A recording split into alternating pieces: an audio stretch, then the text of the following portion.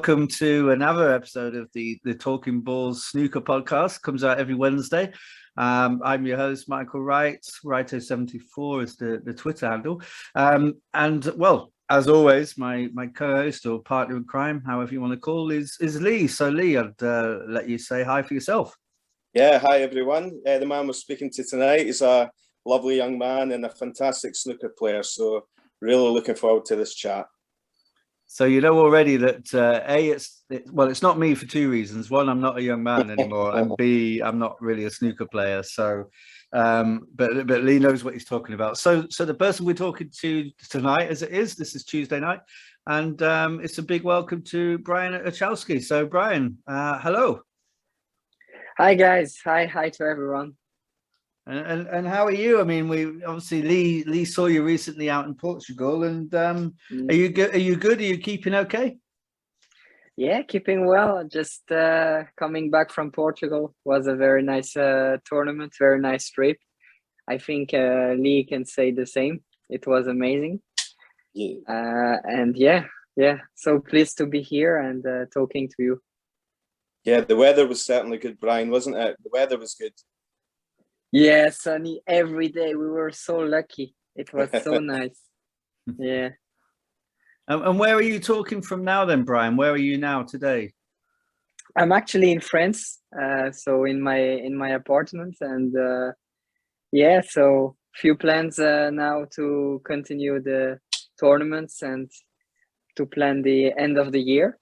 And yeah, I'm planning to be in the UK next year, so that's quite good for me. It's a big thing for me. So yeah, just enjoying the last months probably in France, and we'll see what's next.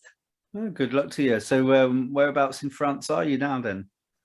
I'm actually living in Lille, so that's in the north of France, just next to Belgium, and not far from the ferry station for England, near Calais. So that's where I live. Yeah. And are you saying that you're moving to stay in England for a while then? That's your plans for next year? That's the plan for beginning of next year. That's actually, I'm coming originally from northeast of France. So I now came in Lille to do the first part of the road, and the ending goal is of course to be in England and to live the snooker life there. Brian, do you have a base in England? Do you have somewhere that you're looking to stay? I'm actually searching maybe a few places to make the final choice. I'm actually thinking about the academy in Sheffield, the Dean Junway Academy. That can be a good idea, but I'm not actually sure of where I'm gonna go. I have a lot of clubs and academies in mind, but for the moment I don't know. I don't know. I just want the perfect place. It's all very new at the moment. Yeah. Great. So I guess that gives us a way in, really, just to maybe find out more about you and you as a person, you're a young man now, but maybe growing up in France. And I think a lot of the people who watch the YouTube on this or listen to the podcast probably don't know so much about France or French snooker scene anyway, because it's still very British based, and obviously there's a growing wave of Chinese players coming in now in the top level, and there's some there's some European players who are making an impact. I mean, we just saw Luca Brissell win yesterday against Mark Allen in the English Open. Luca, obviously, one of those players who is on the edge of maybe doing some good things. But in terms of the French scene and you growing up, would you just tell us a little bit about your background then, Brian? Yes, absolutely. I grew up, like I said, in the northeast of France, so it's near Strasbourg. Very nice region, to be honest. And my dad is actually a snooker coach, so he put me in the game. He showed me the basics of the game, and I grew up from that. Went to school, university, finished school at 20, and now I'm fully dedicated to snooker. I'm doing my best to try and be a professional soon, and that's kind of my road. That's how I grew up. A lot with snooker. I've got a big passion for the game. Watching a lot of games give me a lot of motivation, to be honest. So yeah. I just now need to learn more the basics again to improve my mental and a lot of things around the game, but fully enjoying it, enjoying all the matches I can see.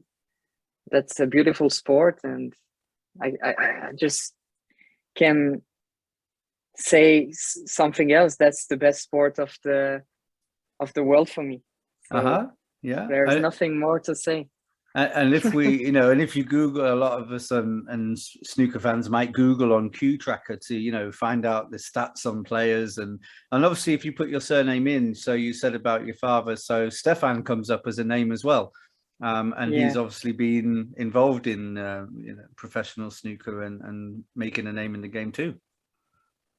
Exactly, he's actually a lot of times a French champion, so he's got a lot of winnings, let's say, in France, and a lot of experience about the game. He really put a lot of interest on anything he can do around snooker, and I think for French snooker that's just crazy, all the things he did. And I'm so lucky and pleased to add my dad as a coach, who is very experienced about almost, I could say, everything around the game. Yes, very much, Brian. You can't really speak about French snooker without mentioning your dad, Stephane. He's got such an impact on French snooker, and it probably is what it is today because of your dad. Yes. When it's your dad, there is a very important relation. It's like very close. So he could tell me anything, very detailed. Everything he could explain to me, I could have it 10 times. And we have a club. My dad have a club in France, and so I could get so many, tips from him if I put me in front of the other players, because I could see him every day. So that was very good for me. That I was very lucky to have this, to be honest. Yeah, and your dad himself, a very good snooker player. He won 6 French championships, over 15 national titles, and I believe he was the first French player to play live on Eurosport. Exactly. Yeah, that's a very nice information. That's true.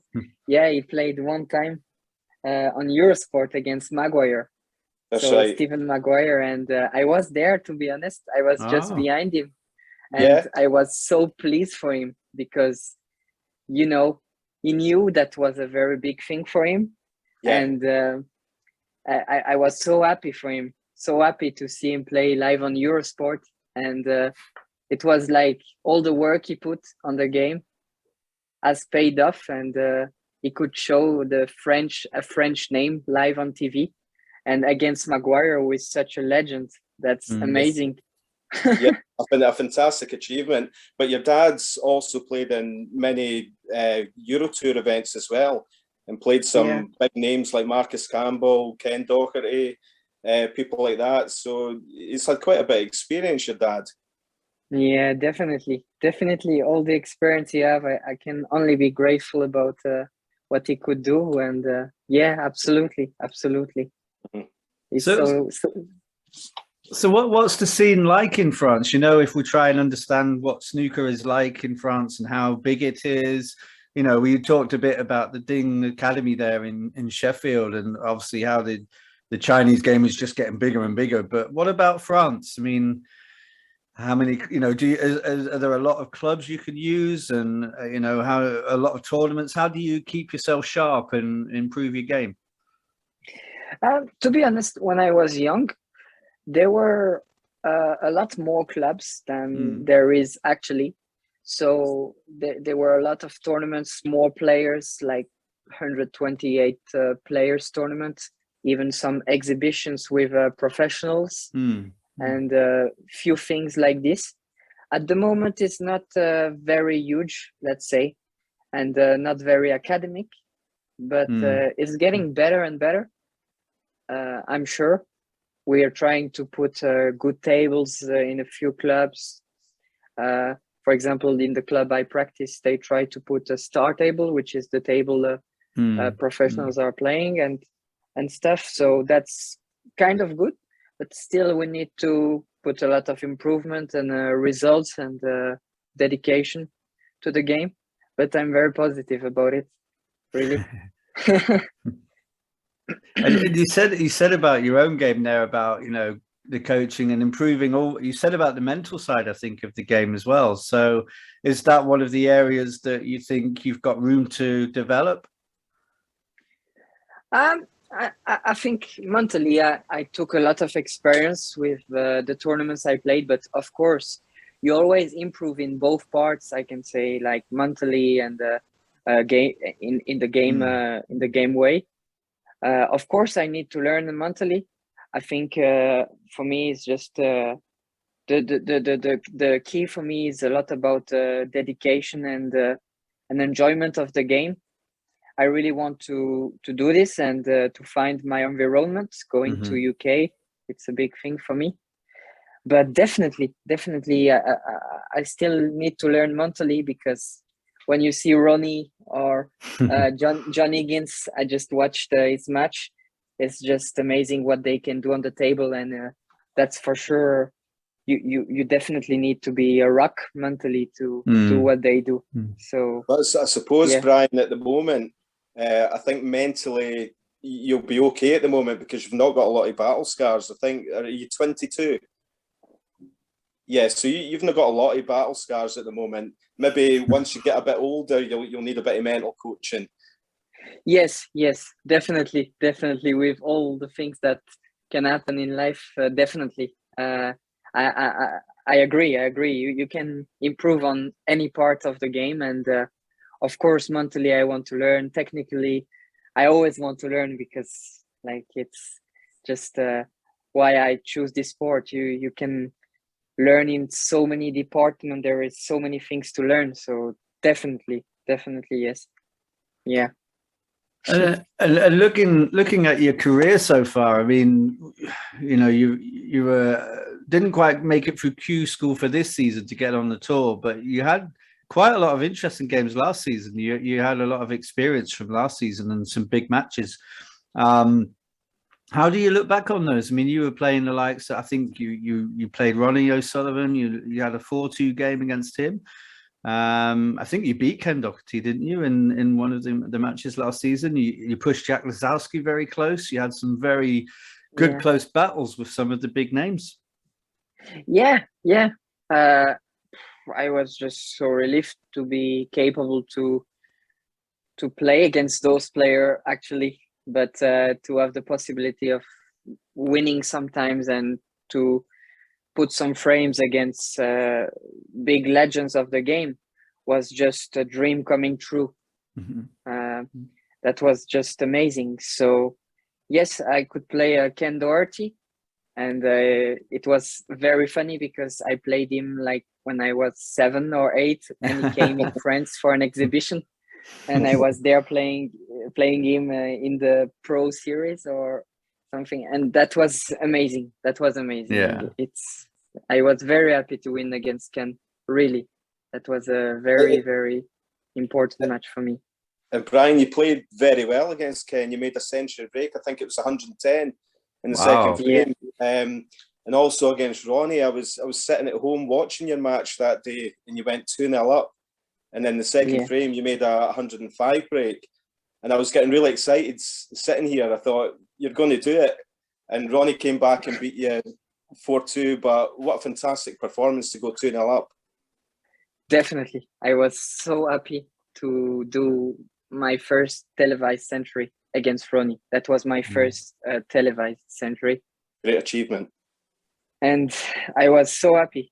Just it was a bit of frustrating not to try to catch a decider or something, but But I was relieved to play Ronnie. It was so nice. For the moment, one of the best experience of my life. And hopefully I can play him again, because he's just like, you know, a book is just a book. When you play him, you can learn so much. And enjoy the game in the same side. I enjoyed it a lot. So yeah. Michael was touching. Sorry, Michael. Michael was touching on your Q School performance that year. You got to I think it was last 16, the quarters. You got beat 4-3 by Ollie Lines. That was in the last 16, I think. And then you got to the quarterfinal. Your performances in Q School were fantastic that year. Yes, that was. I was just a bit, a bit disappointed not to get to obtain the wild card, because I lost in the last round of the last event 4-2, and I think I could do it, but this match was a big experience too. The final match, and I think the match against Oliver Lines was very intense too, because it was 4-3. And we played for like 4 hours. That was very tough. Oliver Lines played very well in the safety department. And I was so happy this year because my results were very constant in the 3 events. So I was very happy to have the possibility of winning against the best amateurs and to show to myself that I was consistent. Yeah. And you were very unlucky in the qualifying round of the World Championship. You were 4-0 down to Rory McLeod, and you brought it all the way. You fought back hard, back to 4-all, and then you lost 6-5. Yeah, Lee, definitely. This match, sometimes I don't want to hear about it because Rory was such a Viking, in this match. He didn't give up, and that was just amazing. We played for 7 hours. Best of 11. God. Yeah. So, if you can compare it to something, it's like Rocky when he do the 12 rounds, goes all around the things. That was just a crazy match, but a big experience again. But you must have felt that you were really on form last year, because some of your results, show that you were playing very well. Yeah. That was a big moment for me in my career, because making a result during the COVID was important. That was a tough period for everyone, of course. We all have the point of views about what happened during COVID. But for me, I was starting to feel well in the amateur scene. And I just did good results in the last in the beginning of COVID, so that was a bit tough for me to enjoy doing the results. A lot of changes were made in France, and a quarantine to come to Q School. That was not easy, but that's why I was a bit disappointed to not make it through this Q School. Yeah, but I'm keep working hard, and we'll see. You'll get there. Thank you, Lee. Thanks, mate. Thank you. Well, we've talked, haven't we, Lee? We've talked to players who have a history of going on the tour, losing the tour plays, having to work hard to get back. I mean, I suppose the highest profile that we've had was Neil Robertson. And he talked a bit about that, and also moving from Australia to a new country and building his life again. And you kind of, there's a lot of people you could take inspiration from, I think, who are in the top levels of the sport. Yes, Robertson is a very nice reference for it. I'm taking a lot of references at the moment because, I'm planning to change my life too. So it's important to, I think, keep the mentality of a winner, because that's why we all play for. Even at a low level, you play to win. So I'm really trying to keep this attitude of reaching the dream and not forgetting from where I come from. And living in the UK is going to be a big choice for me, but I will assume it 100% and give it all the positivity of the world, because when you see where Robertson is now is amazing, and I think he can only deserve what he did. And to be honest, I watched the podcast you did with Robertson, and for me it was a very big experience, very interesting experience to listen this and to hear how it goes. It went for him, and that was so nice. Yeah, he was a great guest, and I think it made you realize that the finished article or what you see, there's always a lot of work that's gone into that, and a really positive attitude. And you've obviously already, we can tell just from the time we've been with you now, that you've got a great attitude, you've got a very positive way of thinking, and that will get you a long way, won't it? And obviously you've got ability. Lee spotted your ability, and people like Ronnie have seen you in action, so you've been up there with the top guys. So it's just a matter of time, isn't it? If you can just keep pushing away there, you know, and keeping that confidence and positive approach to it. Yes, definitely. Staying positive, I think, is a big part of snooker. You know, to always spot the ball before you play it in your head. So that's really the attitude I want to keep, and I will definitely stay on the same attitude, same person, and always trying my best to stay the same man. It must have been funny when you played Ken Doherty after playing him as a 7-year-old and then playing him kind of last year. And you're when you look at each other, you would have changed a lot more than Ken changed during that time. That's true. Yeah. He still looks the same anyway. He still looks the same as he did goodness knows how long ago. Unbelievable. Yeah. the same person. You know, I remember all the jokes he did during the exhibition, and when I see him doing the same jokes sometimes in exhibitions, you know, he's such a great guy, Ken. I really like this guy. He's for me, you know, he goes in the category of the big legends. You know, you can do what you want, but he stays one of the best for me players that never existed. I'm only 22, but from what I saw for the moment, he's I can only have a big respect for Ken. Yeah, it's just top.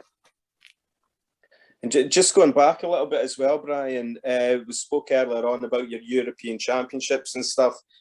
You're 22 years old, but is it right that you played in the 2010, was it the World Amateur Championships?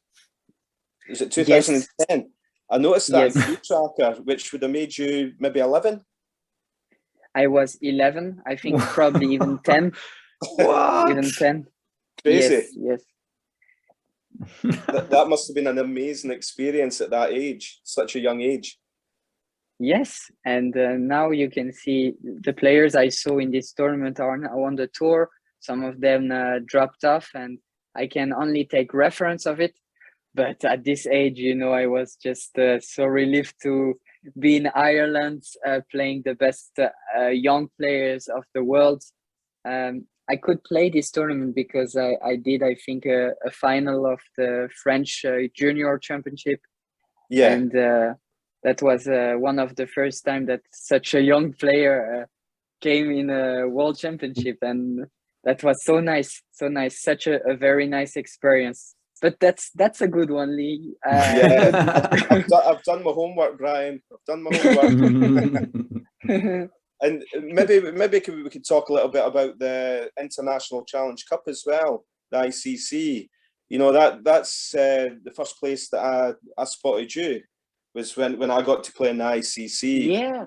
And I remember in Montpellier, I was playing you, and I thought, I knew you were a good player, but I thought, he's young, I'll maybe stand a chance here. And of course, you made a 90 break against me. And that was it. How rude. All right. Very rude indeed. But Brian's such a great player, and he's so fluent. He's a very natural player. He also likes to do the Mark Williams under the body shot. He likes to do that as well. But Brian, what's your thoughts about the International Challenge Cup, the ICC? It's just a great event, isn't it? And just to put out there that it's an amateur event, and there's 4 countries: there's Scotland, France, Northern Ireland, and the Republic of Ireland. And it's just an invitational event. But what's your thoughts on that, Brian? Well, I think there are a lot of positive points, to be honest. There are 2 big points.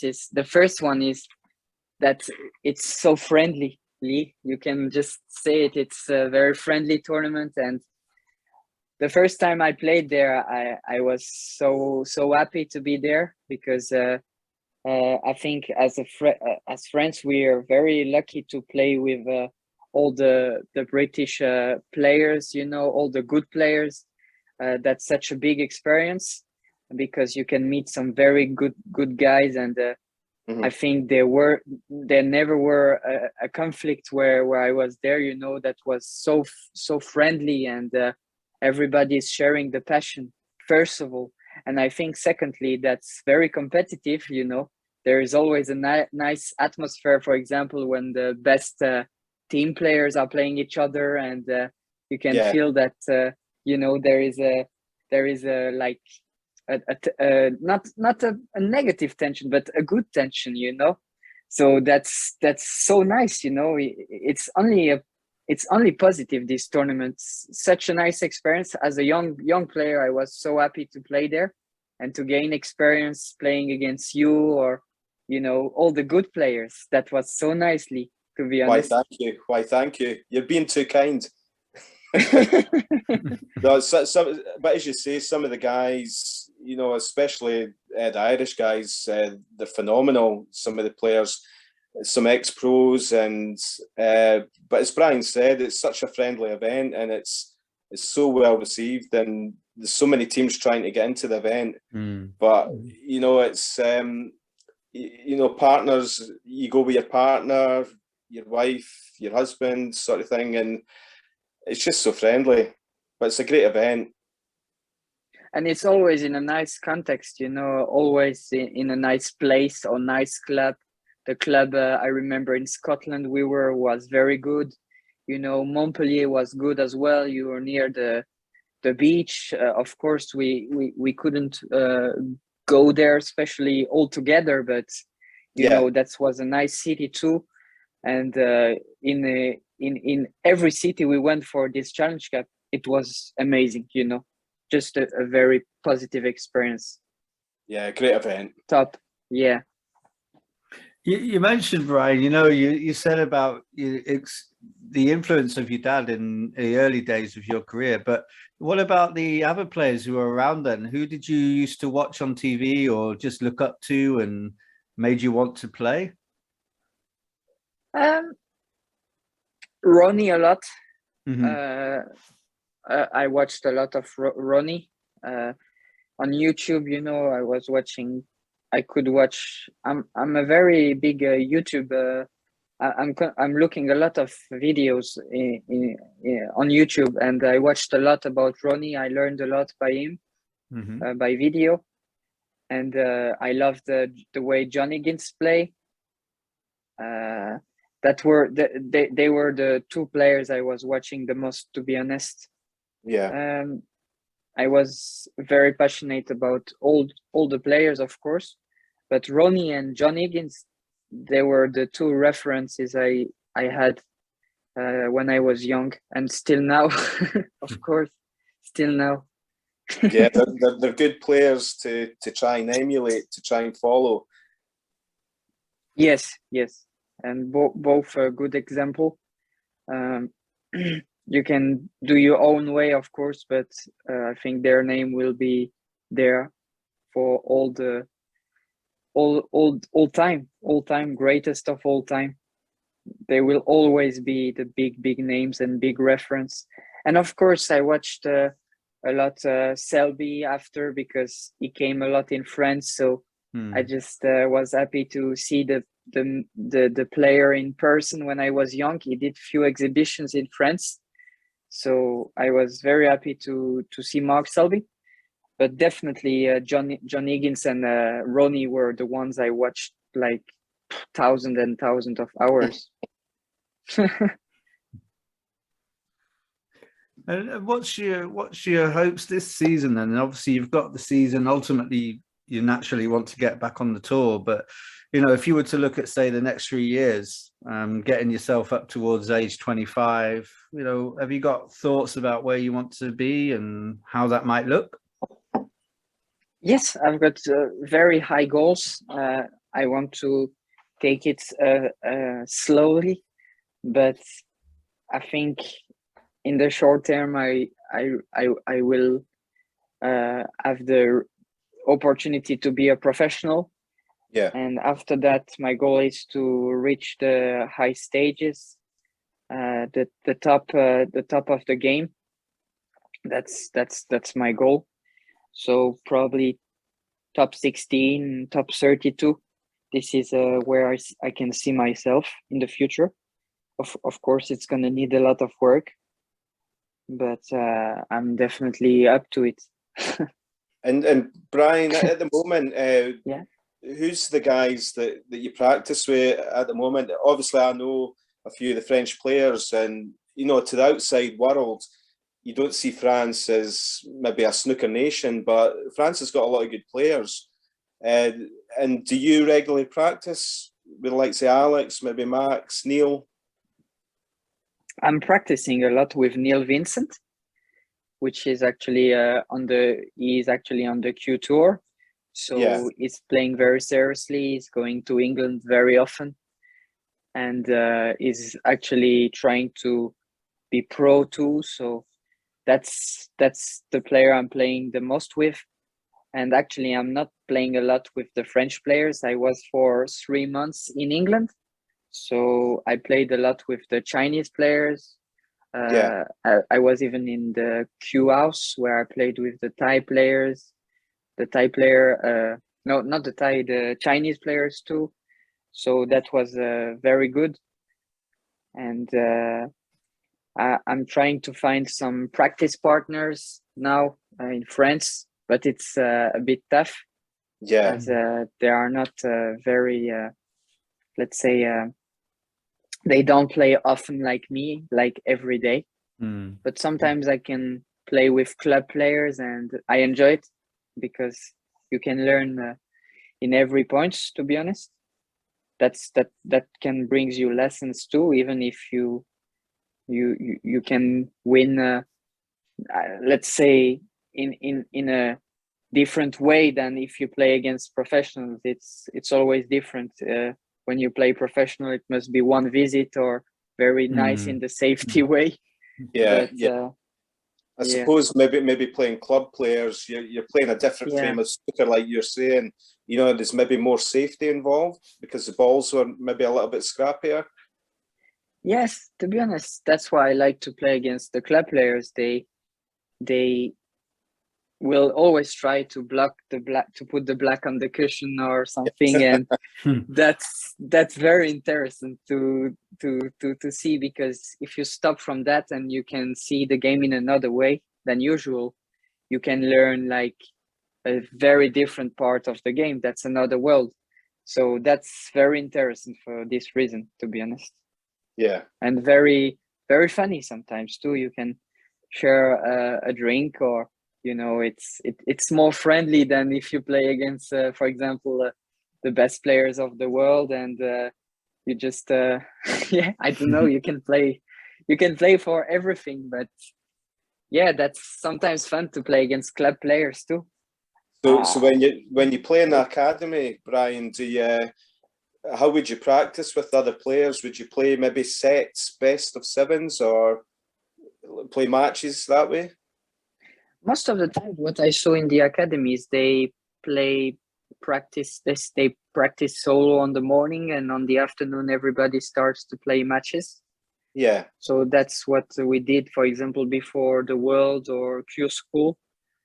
But yeah, most of the times it's best of 7. It's the most, let's say, used format. But sometimes, yeah, you can make best of 9.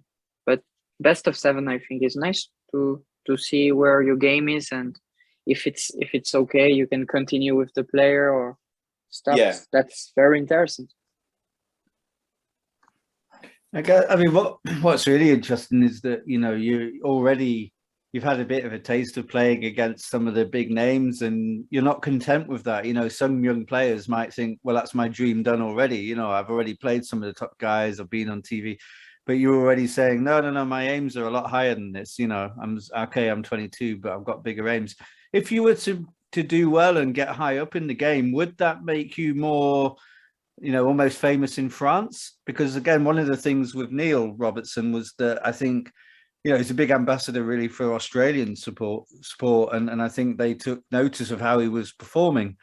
Can you see that happening in France if you have some success? Definitely.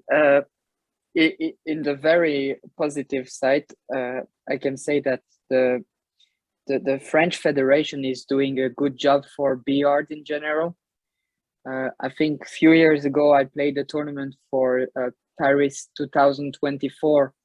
And so at this point, they get very involved in all the parts of development of the game. So that was very interesting. And of course, I think if I do results, that's one of my biggest goals. You know, it's to inspire all the French players who wants to start, but not doing it, especially because there are not so many clubs, or actually France is a big country. So it's a big job. There is a big job to do to develop the game in France, I think.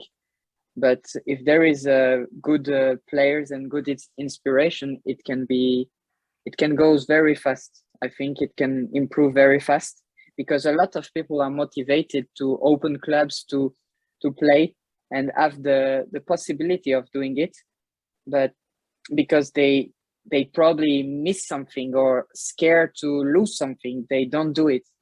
And I really hope it will change in the future, because there are some good players, there are some good referees, some passionate people, some very interesting person in France, and I really hope I'm gonna do results because of it, or even someone else like my friend Neil.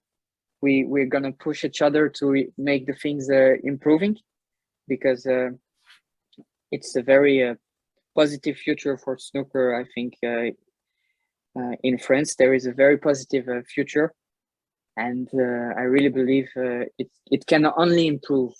You know, it can only improve. It sounds like you like the idea of leading the way. You know, even someone as young as you've got a chance to take the whole nation forward, as you know, in terms of you know, being the famous player from France, and you know, being the ambassador for the sport in France. You've got a great opportunity. Yeah, exactly. You know, you always want to be that's a big responsibility, to be honest. If you are a leader and you want to do so many things. But I feel like I have the potential to do it. Now it's all about the belief and the work and the enjoyment I put on it. But definitely, I want to lead this way, and to inspire people following my steps. And I of course, behind this, that's a personal career. I just take this first. That's a career that I want to win money with snooker. So that's the first thing for me. It's to put myself in a nice environment, and that I think will follow. What I will have to do, it's just to win, win, and if I can inspire a lot of youngsters, and even like some experienced players who are not especially playing a lot, and if they can just practice a little bit more because they see that France is doing well, that can be a big pleasure for me. And I hope it's gonna in a few years when I will speak about this, it's gonna go very well, and it's gonna like improve a lot, and we French players could compete a lot better, and we could just love this beautiful game, just enjoy beautiful snooker. And we know, Brian, that your dad's a level 2 world snooker coach as well, and your dad coaches a lot of the young ones, you know, in the club. And do the young ones look up to you?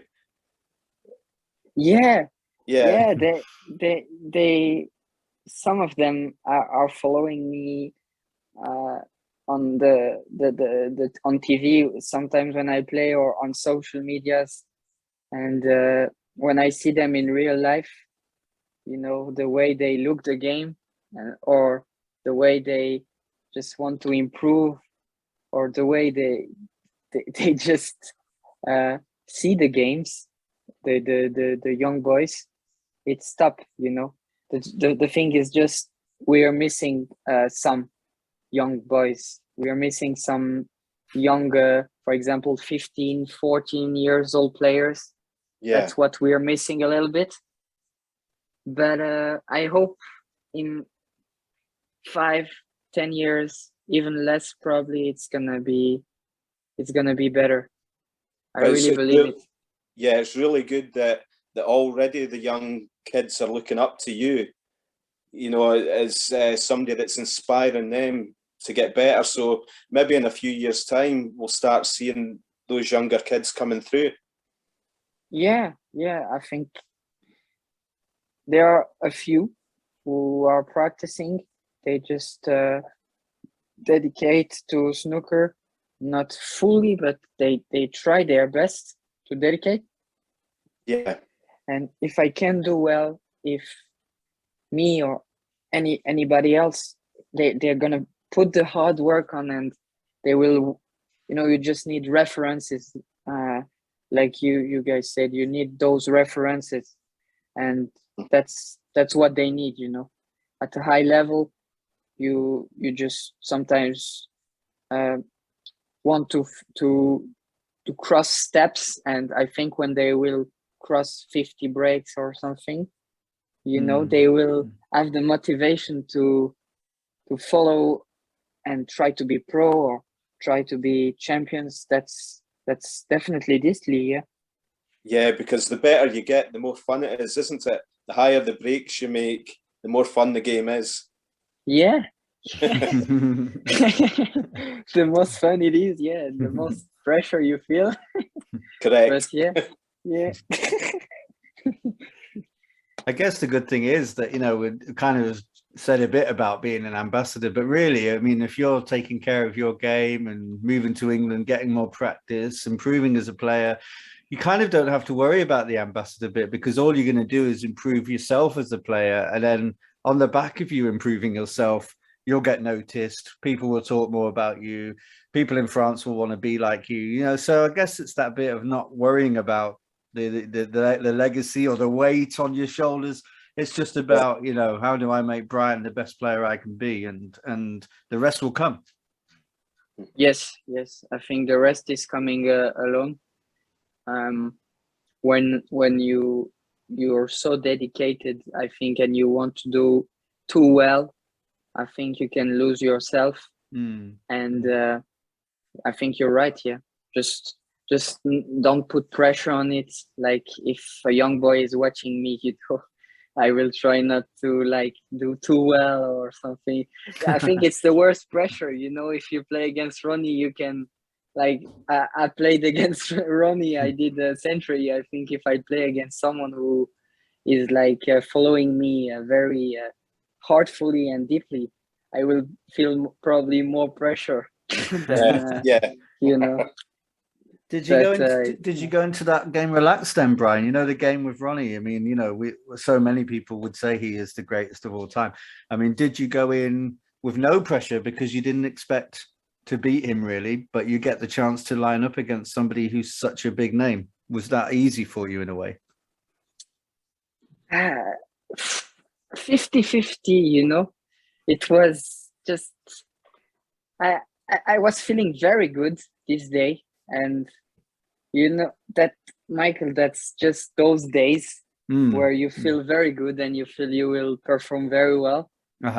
So I was not shaking or something. I was feeling in shape and ready to it.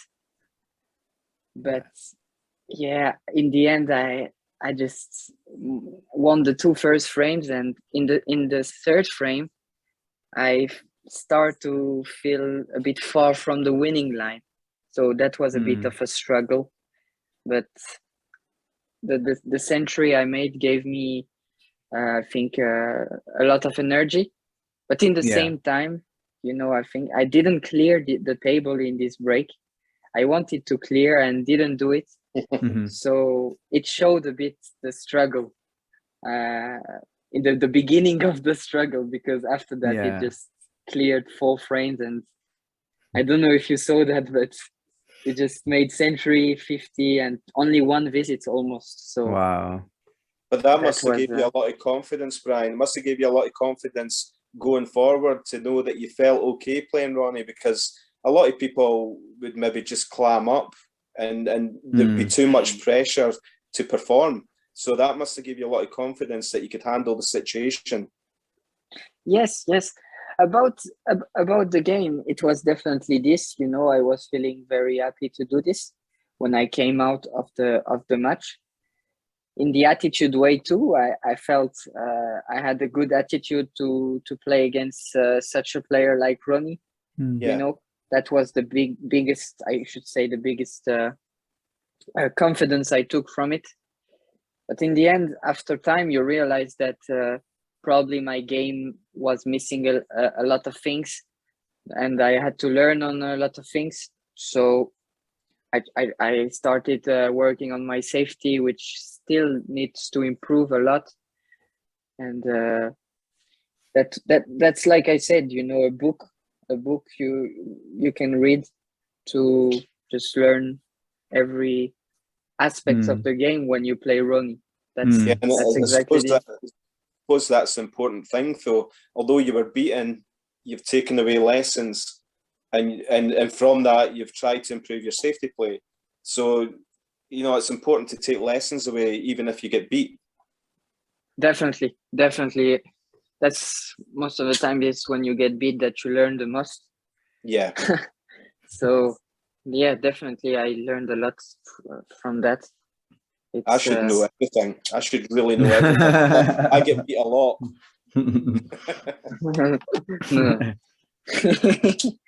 I think that's the really fascinating thing about snooker. I mean, I've never played to any kind of level, but having Lee kind of working with me on the podcast is really helpful for his insight as a you know, a good player.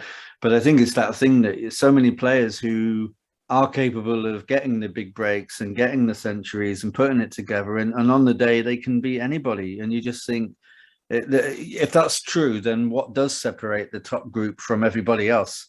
Because you're all capable of getting centuries against each other. So it's kind of that next step, really, isn't it? It's how you become more consistent, how you get your head into a good place. More and more people seem to be talking about performance coaching, mind coaching, thinking about the diet, thinking about fitness. Now, I'm not suggesting you need to worry about that, Brian. You look like you're okay, but is there anything else around that is helping you to be the best you can? Yes. I think, you know, going out with friends, meeting people is the biggest thing in life. You meet some amazing people, and that's one of the biggest point about the ICC is you meet like very good players, but with so much experience, so you can talk a lot. But yeah, I think the social part is important too, because when you practice in snooker, you just put so many hours. You need to put those hours on the table. You need to put 7-8 hours, even more for some of them. And you need to socialize. So my biggest point is to meet good people and try to put the most most interest in any tips I can get from anyone. That's the thing. And secondly, I think just enjoying life. That's very important. Doing sport, or some of them are playing video games, and just all those things which are so important for the how can I say, the balance of a champion.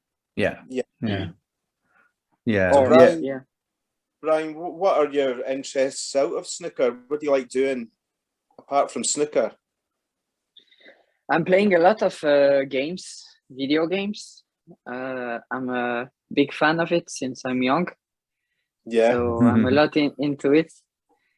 And after that, I was playing, doing some sports. I was running a lot, doing a lot of running. I stopped that for the moment because I was very involved in it, and I kind of stopped it. But I love the sport. I love football. I love all kind of sports. And I'm a bit, it's a bit of a struggle for me at the moment to find what to do apart from snooker, because I'm very dedicated to it, and I want to assume any part of it. So I'm playing a lot of snooker. But of course, I'm just a life enjoyer, and trying to build the personality of a winner, of a champion of snooker. Yeah, so you really need to just concentrate on snooker, and everything else is pushed aside at the moment. Exactly. I just play everyday snooker. To be honest, I started 1 month ago carom, which is a very nice BR discipline. It's very famous in France. Yeah, it's very good to watch. I've seen it on Eurosport a couple of times. Obviously, no pockets. It's very good to watch. Yeah, no pockets, and you have the yellow, the white, and the red. So you have to find how to touch the other ball. That's a very interesting game. And it's a bit similar to billiards, which is played on a snooker table. So that's very interesting. Yeah, and you've got to hit so many cushions maybe before you hit the other ball. There are a few games. So there is the 3 cushions. There is the carom. So it's you have only to touch one ball to touch another. There are a lot of games on carom tables. They have even balls with small pieces where they need to touch it, and that's very famous too in France. It's actually very famous in France, this discipline. Yeah. So Do you find that it helps with your snooker, or is it just a completely different game? Definitely. It's probably one of the reasons why I'm playing it, because in the safety way, especially in 3 cushions, you learn so much about the lines and the sides. And in snooker, there are some things when we play safety, I saw we kind of forgot. We're gonna try to save both object balls and white, but sometimes we forgot to put the right side on the white, and that's what they do in carom. So that's very useful, useful, really. They are so experienced about putting sides and doing, for example, I don't know you call it in English, but the masse, or the swerve shot, sorry, swerve shot, so that's very interesting too. Few tips like this that I really enjoy. Great. It's great. I mean, it just sounds like you've got such a bright future, and you're very kind of level-headed, but also you're really enthusiastic. It's almost a glint in your eye, a bit of a sparkle. You're very excited about your future, and that's exciting to watch. We'd like to see how you go. I don't know if you've seen or heard of what we do on here, but what we like to almost do towards the end is to do a bit of a quick fire question round.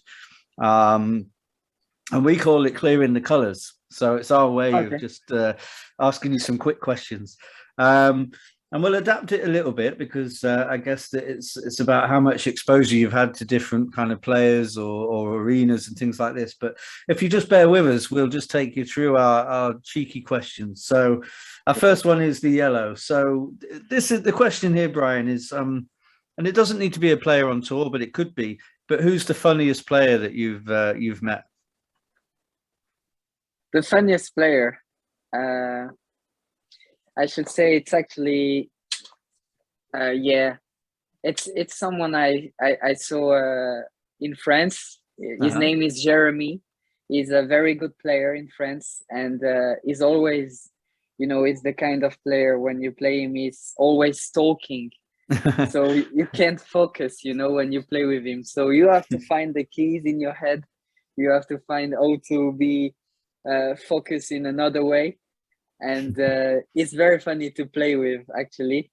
It's one of the funniest player I played, actually. I'm playing him often at the moment, so it's very nice to talk about it. And I should say in the main tour, Ken Doherty makes me laugh a lot, even if we don't know a lot personally each other.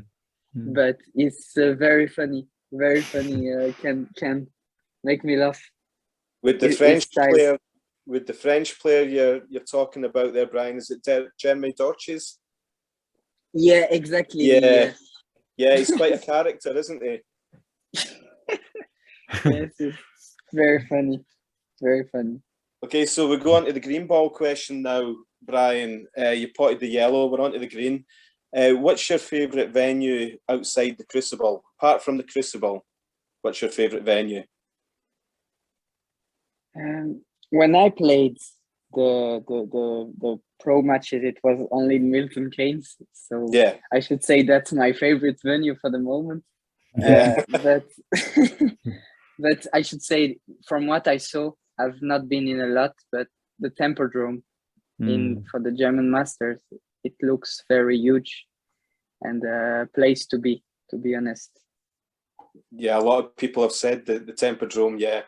Yeah, I think that's probably the most common answer so far, isn't it? I think. Yeah, definitely. Yeah, definitely. Yeah, that's a really good one. Okay, so the green is gone, the yellow's gone. So we're on the brown, and I'm asking you this question. You might say that you're the answer, but let's see what you think. So who do you think the next player to win the World Championship for the first time? Who do you think that could be? Yeah, I should say Kyron Wilson. That's again probably the most commonly. That's the most common answer, I think. Definitely, Kyron Wilson is a popular one. Yeah, he's just so dedicated, isn't he? He's just, for me, he deserves it. He had the ranking titles, but he's got a very big champion mind, I think. So I think he really can be a world champion soon, Kyron Wilson. Yeah, his game's really built for the Crucible, isn't it? Yeah. Okay, so we're on to the blue now, Brian. If there was a film made of your life, which actor would you get to play you? An actor? Yes. It's a tricky blue. An actor. Let's say... That's a tough one, this one. That's a difficult question to be put on the spot. They don't have to look like you. They could have all of the makeup and all of the, they don't have to look exactly like you. One of my favorite actors is Vincent Cassel. He's a French actor. Yeah. I don't know if, he's top. He's top. He did some very nice movies that I really enjoy. So let's say Vincent Cassel.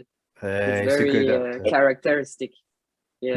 He was in Black Swan. I'm trying to think what else he was in. He was in Black Swan. Yes. I'm trying to think. Is it Jean Reno? I'm trying to think. The guy who was Jean Reno. He's a brilliant actor. Leon. He was in Leon and things like that. Yeah, that's right. Jean Reno. What an actor. Yeah, fantastic. Yes. Okay, Vincent Cassel. That's a good answer. Yeah, I'm glad that we got a good one there. So that's the blue. So you're nearly there. You're nearly there. It's all good. So the pink. We've asked you a few things about yourself and about your life. Is there anything that we might not know that might be interesting? So some people have told us things about languages that they can talk, or different things about what they like that we didn't ask them. Is there anything about yourself that we maybe haven't covered that's interesting? Most of the times, I think you can see a lot of things in someone. You can really have an image on the person, but I should say what can be surprising on me is that I'm a very big fan of rap music. Oh, okay. I really like to listen to rap, and I've got a nice culture on it. So that can be something that in the future people will not know and notice, because maybe they could think I'm listening to house or something. But I'm a very big fan of rap, actually. I love the rap. Yeah. Brilliant. Well, we're looking, aren't we, Lee? We're booking in Peter Devlin to come on one of the episodes. Oh, really? So we're hoping he might do us a rap as well. That'd be good. I saw what he did. It's like awesome. He's pretty good, isn't he? He's pretty good. Yeah, doing well, actually, doing very well. I think he's got a very nice game, and on the tour he's playing very good. Yeah. Okay, so that's the pink ball down, Brian. We're on to the black ball question. This is to clear the table. If you wrote an autobiography, what would you call it? Ooh. Another tough one.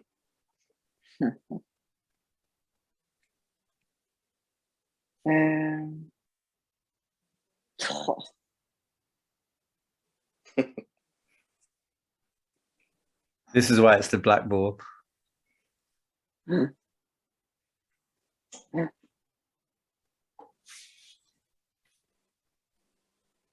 Let's say something classic. If one day I can I should say the road of a French snooker lover. There we go. And maybe you could say that in French, and then when we put this on as the title of the podcast, and we could have French language as the title. That would be nice. All right.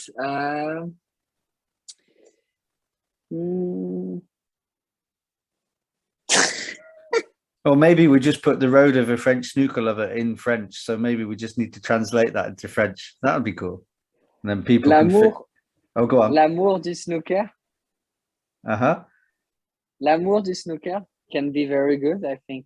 L'amour du snooker, it's like mixing both things, and amour is a big word, I think. I think that sounds classy. That's nice. Yeah. Yeah. That puts our podcast from B grade up to A grade, maybe, Yeah. So I guess, I think, we've covered a lot really. And I think it's been just really interesting, fascinating hearing from you, Brian. And obviously you're a very talented fellow. Lee's seen quite a lot of you, and it really rates you very highly. And we're all going to see more of you, I think, from so early in your career, and you've got that drive and passion, clear talent, and you're determined. So all I can do is wish you the very best. And maybe if in time, if in a couple of years or whatever, if this podcast is still there, we'd maybe catch up and see where you're at then. That would be fun. Yes, definitely. It was a pleasure to be with you guys, to see you again, Lee. And when we talked about it in Portugal, about doing this, I was very happy, because first of all, I've got a lot of respect for anybody who is doing things for snooker. But watching a few of your podcasts was showing that you were very passionate and loved about the game, and doing things with the heart. So that's for me a big point. Yeah. And I really enjoyed it. talking Thanks to you. very much, Brian. Guys. Listen, thanks so much for your time. You really are a lovely guy, and you've got such a talent, and you're so focused to get there and be a professional player. And I look forward to watching your results come in, and I wish you all the very best for the future. Thank you, Lee, and hope to see you soon, mate. Thank you. Thanks, mate.